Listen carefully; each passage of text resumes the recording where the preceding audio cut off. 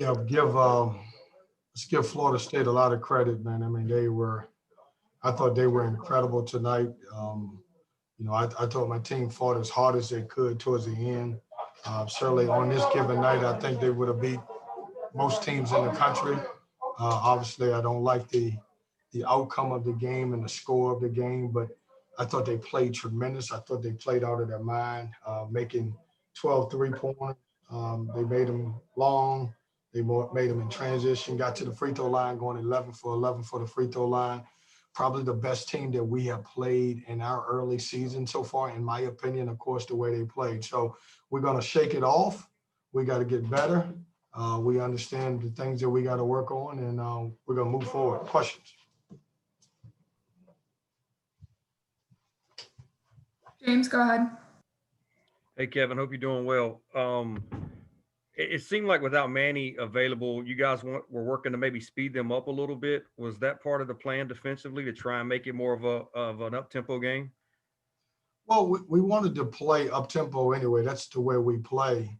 But, I mean, shit, man, they shot the hell out of the basketball. Right. They made us pay for every mistake that we made, in transition. Give them credit, man. Look, obviously we lost the game, and as a coach, I'm going to take full responsibility of it, and so are my players. We talked about that. But at the end of the day, man, you got to give it up to those guys. They had a hell of a game, and I thought so many guys played well. We wanted to play fast. We didn't want to get into a half-court situation where we had to score against their half-court defense because they switched all screens. But at the end of the day, I think they made us pay for everything that we did. Thanks, Kevin. Theo. Hey, Kevin, how concerned are you that the guys might be too reliant on their offense coming off of turnovers? I know obviously you guys like to force as many turnovers as you can, but do you feel like they might be becoming overly reliant on depending on that to be what generates offense? No, I don't think so, CL. We try to get 1/3 of our offense off of our turnovers. We try to get out in transition, and we try to get some of that stuff from a half-court offense. I thought we did. When you look at it, you go back to it, we scored enough points to win the game, even though some of those points came late in the game. They just played well. I mean, they were really clicking offensively. We've got to get better. Do we miss Manny Bates? 100%. Obviously, because he could protect a lot of that stuff at the rim.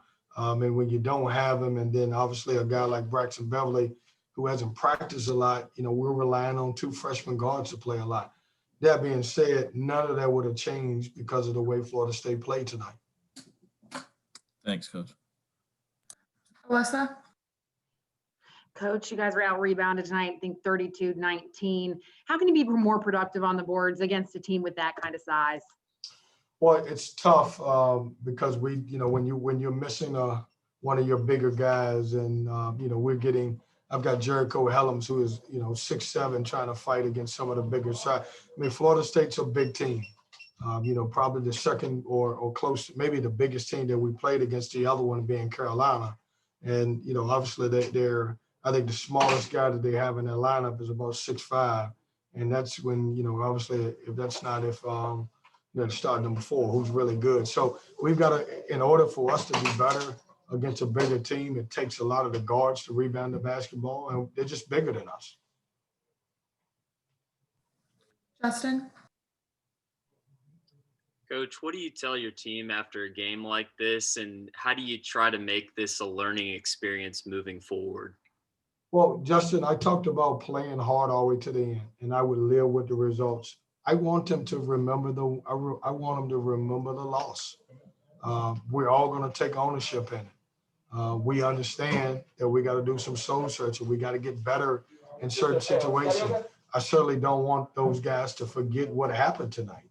We learned a valuable lesson. These guys are really good, and we played a good team on their home floor who shot the ball really, really well. That being said, that doesn't get past the feeling of what we feel like. We've talked about the last few years, how we started the season.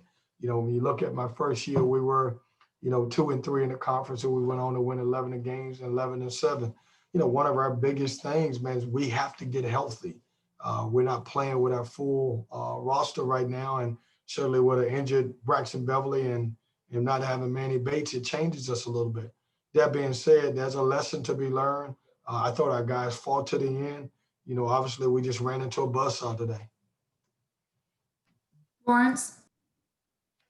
Hey, Coach. Coming into the game, it was some talk about the team not showing up mentally sometimes. What was the state of the team mentally coming into the game tonight?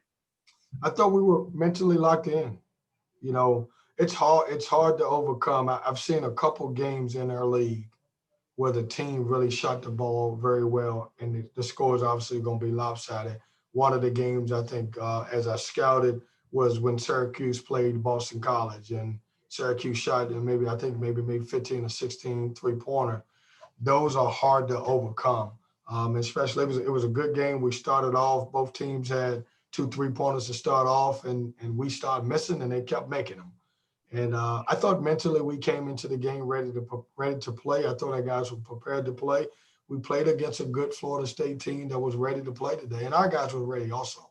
And then a follow-up to that, I know you guys didn't have Manny tonight, and then with DJ getting that technical early, how difficult was that for you guys to kind of overcome DJ with that foul trouble early?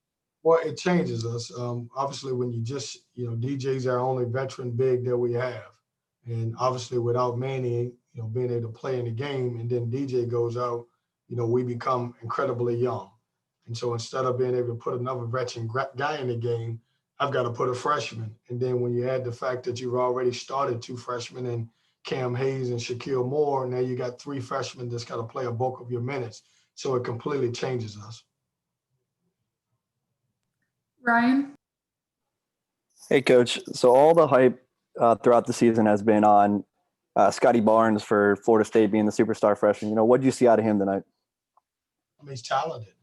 I mean, when you see a young man like that who's 6'9", and what makes him, I think, special after watching him on tape and watching him play today is that, he's affecting the game in so many different ways. He can handle it. He can pass it.